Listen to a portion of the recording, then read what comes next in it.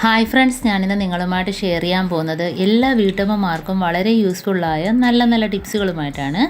അപ്പം video skip ചെയ്യാതെ കാണുക. അതുമാത്രമല്ല, എൻ്റെ ഈ ചാനൽ സബ്സ്ക്രൈബ് ചെയ്യാതെ കാണുന്ന കൂട്ടുകാരുണ്ടെങ്കിൽ പ്ലീസ് ഒന്ന് സബ്സ്ക്രൈബ് ചെയ്ത് സപ്പോർട്ട് ചെയ്യാനും കൂടി മറക്കരുത്. അപ്പോൾ നമുക്ക് ഫസ്റ്റ് ടിപ്പിലോട്ട് കിടക്കാം. നമ്മൾ ഇതേപോലെ തീർന്ന പേസ്റ്റിൻ്റെ കവറൊക്കെ ഉണ്ടെങ്കിൽ വെറുതെ കളയണ്ട. നമ്മുടെ കഞ്ഞിവെള്ളം അടുപ്പേ വെച്ചിട്ട് ഒന്ന് ചൂടാക്കുക. അതിനകത്തോട്ട് ഇതൊന്ന് മുറിച്ചിട്ട് കൊടുക്കുക. അപ്പോൾ അതിനകത്തൊക്കെ നല്ല പേസ്റ്റ് ഇരിക്കും. നമ്മൾ നെക്കിയെടുക്കാത്ത ഭാഗത്തൊക്കെ നല്ല രീതിയിൽ തന്നെ നമുക്ക് പേസ്റ്റ് അതിനകത്ത് കാണും. അപ്പോൾ ഇതേപോലെ ആ കഞ്ഞിവെള്ളം ഒന്ന് ചൂടായാൽ മതി, തിളയ്ക്കേണ്ട ആവശ്യമില്ല. അപ്പോൾ ചൂടായി വരുമ്പം തന്നെ നമ്മൾ അതിനകത്തുള്ള പേസ്റ്റ് ഫുൾ അതിനകത്ത് ഇറങ്ങിയിരിക്കും. അപ്പോൾ ഞാനെടുത്ത പേസ്റ്റ് റെഡ് കളറായതുകൊണ്ടാണ് കഞ്ഞിവെള്ളം റെഡ് കളറിൽ വന്നിരിക്കുന്നത്. ഇപ്പം നമുക്ക് ദാണ്ടെ എല്ലാം അതിനകത്തോട്ട് ഇറങ്ങി കിട്ടിയിട്ടുണ്ട്. ഇനി നമുക്കതെല്ലാം എടുത്ത് കളയാം. അപ്പം പ്രത്യേകിച്ച് ഇതിനകത്ത് സോപ്പോ ലിക്വിഡോ കാര്യങ്ങളോ ഒന്നും തന്നെ വേണ്ട. ഈ കഞ്ഞിവെള്ളവും ടൂത്ത് പേസ്റ്റിൻ്റെ ആ വെള്ളവും മാത്രം മതി. അപ്പോൾ എല്ലാം നല്ല രീതിയിൽ അതിനകത്ത് ഇറങ്ങി കിട്ടിയിട്ടുണ്ട്. ഇനി നമുക്ക് ഇതെല്ലാം എടുത്ത് കളഞ്ഞതിന് ശേഷം നമുക്ക് എത്രമാത്രം പാത്രം കഴുകാനുണ്ടോ അത്രയും നമുക്ക് സിങ്കിനകത്തോട്ട് എടുത്തിടുക. ഉണ്ടായി കഞ്ഞിവെള്ളം മാത്രം മതി. ഇനി നമുക്ക് എല്ലാം തേച്ച് കഴുകിയെടുക്കാം. നമുക്ക് കിച്ചൺ മുതൽ ബാത്റൂം വരെ കഞ്ഞിവെള്ളം വെച്ച് നമുക്ക് എല്ലാം ക്ലീനാക്കി എടുക്കാം. അപ്പം നമുക്ക് പാത്രങ്ങൾ അതിനകത്ത് കുറച്ച് കോരി ഒഴിച്ച് കൊടുക്കുക. സോപ്പും കാര്യങ്ങളൊന്നും വേണ്ട. എന്നിട്ടൊന്ന് തേച്ച് കൊടുത്താൽ മതി. പാത്രങ്ങൾ നല്ല വെള്ളി പോലെ വെട്ടിത്തിളങ്ങും. കാരണം നമ്മൾ ലിക്വിഡോ സോപ്പോ വെച്ച് തേക്കുന്നത് കണക്കല്ല ഇതിൻ്റെ ഇത് വെച്ച് കഴുകുമ്പോൾ ഉള്ള ആ വെട്ടം നല്ലൊരു പ്രകാശമായിരിക്കും പാത്രങ്ങളൊക്കെ. അപ്പം ഈ രീതിയിൽ എത്രമാത്രം പാത്രം ഉണ്ടോ അതനുസരിച്ച് നമുക്ക് കഞ്ഞിവെള്ളം ഒഴിച്ച് തേച്ച് കഴുകിയെടുക്കാവുന്നതാണ്. ഇപ്പോൾ ഒരുപാടിട്ട് ഉരച്ച് തേച്ച് കഴുകേണ്ട കാര്യമൊന്നുമില്ല. ഇതേപോലെ ഒന്ന് ജസ്റ്റ് ഒന്ന് തേച്ച് കഴുകിയെടുത്താൽ മതി. അപ്പോൾ നമ്മൾ എത്ര കറ പിടിച്ച പാത്രമാണേലും എല്ലാം അതിനകത്തിരിക്കുന്ന ആ കറകളെല്ലാം പോയിട്ട് നല്ല രീതിയിൽ തന്നെ വെട്ടിത്തിളങ്ങും. കണ്ടോ? അപ്പോൾ തേച്ചതിന് ശേഷം ഞാൻ വെള്ളം ഒഴിച്ചിട്ടിട്ടുണ്ട്. അപ്പോൾ അതുകൊണ്ട് കഴുകിയെടുക്കുമ്പോൾ തന്നെ കാണാൻ പറ്റുന്നുണ്ട്. കണ്ടോ? നല്ല രീതിയിൽ പാത്രങ്ങളൊക്കെ വെള്ളി പോലെ തിളങ്ങുന്നുണ്ട്. കണ്ടോ? അപ്പം ഇതുകൊണ്ട് കഴുകിയാലുള്ള പ്രത്യേകത ഇതാണ്. കണ്ടോ? നമ്മൾ ചാരം ഇട്ടൊക്കെ തേച്ച് കഴുകുന്ന അതേ രീതിയിൽ തന്നെ നമുക്ക് നല്ല വെള്ളി പോലെ വെട്ടിത്തിളങ്ങും. അതേപോലെ തന്നെ ഇനി നമുക്ക് കിച്ചൻ്റെ ടൈൽസ്, അതിനകത്ത് നല്ല അഴുക്കുണ്ട്. ഇതേപോലെ ഒന്ന് ഒഴിച്ചിടുമ്പം തന്നെ അതിനകത്തുള്ള അഴുക്കെല്ലാം ഇളകി കിട്ടും. ഇപ്പോൾ ടൈൽസിൻ്റെ വിടവിലത്തെ അഴുക്ക്, അതുപോലെ ടാപ്പ് നല്ല രീതിയിൽ തന്നെ വെട്ടിത്തിളങ്ങും. അതിനകത്തും കുറച്ച് ഒഴിച്ച് കൊടുക്കുക.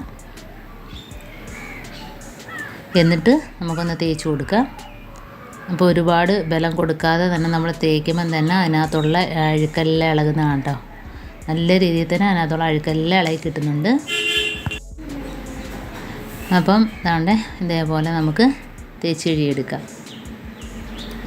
ഉണ്ടോ? ആ വിടവിലത്തെ അഴുക്കെല്ലാം നല്ല ഭംഗിയായിട്ട് പോകുന്നുണ്ട്. അതേപോലെ ടാപ്പും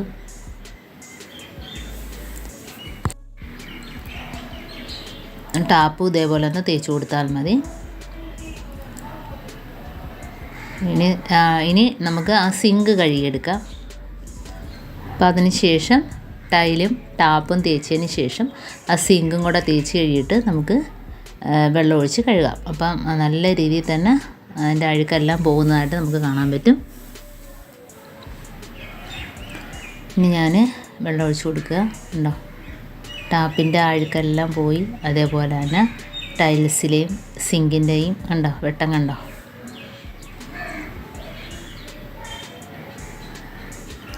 അപ്പം നല്ല രീതിയിൽ കണ്ടോ ക്ലീനായിട്ട് കിട്ടിയിട്ടുണ്ട്. അപ്പോൾ ഇതേപോലെ ചെയ്യാത്തവർ ഒന്ന് ചെയ്ത് നോക്കുക. നമുക്കപ്പോൾ അതിൻ്റെ വ്യത്യാസം നമുക്ക് മനസ്സിലാക്കാൻ പറ്റും. കണ്ടോ? നമ്മൾ സാധാരണ സോപ്പിട്ട് കഴുകുന്നതിനേക്കാളും നല്ലൊരു വെട്ടമാണ്, നല്ലൊരു തിളക്കമാണ് നമുക്ക് കിട്ടുന്നത്. ഈ പേസ്റ്റിൻ്റെ വെള്ളവും അതേപോലെ തന്നെ കഞ്ഞിവെള്ളവും കൂടെ ആകുമ്പോഴത്തേനും നല്ല രീതിയിൽ തന്നെ നമുക്ക് ക്ലീനായിട്ട് കിട്ടിയിട്ടുണ്ട്. ഇതേപോലെ തന്നെ നമുക്ക് വാഷ് ബേസിനും നമുക്ക് തേച്ച് കഴുകിയെടുക്കാം.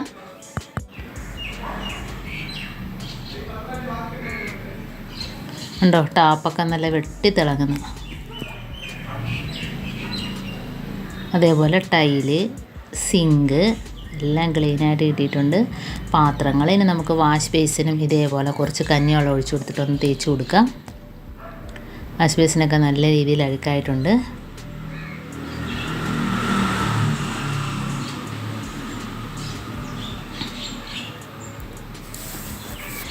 ബ്രഷ് വെച്ച് ഇതേപോലെ ഒന്ന് തേച്ച് കൊടുത്താൽ മതി. സോപ്പോ ലിക്വിഡോ ഒന്നും ഉപയോഗിക്കുന്നില്ല.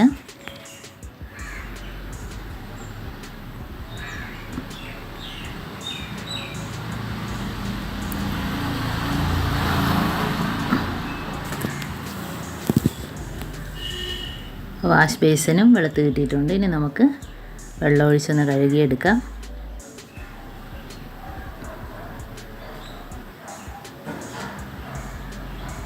ഉണ്ട്, നല്ല രീതിയിൽ തന്നെ ക്ലീനായിട്ട് കിട്ടിയിട്ടുണ്ട്. നമ്മൾ സാധാരണ കഴുകുന്നതിനേക്കാളും നല്ലൊരു വെട്ടമാണ് നമ്മളിത് വെച്ച് കഴുകുമ്പോഴത്തേനും. കണ്ടോ?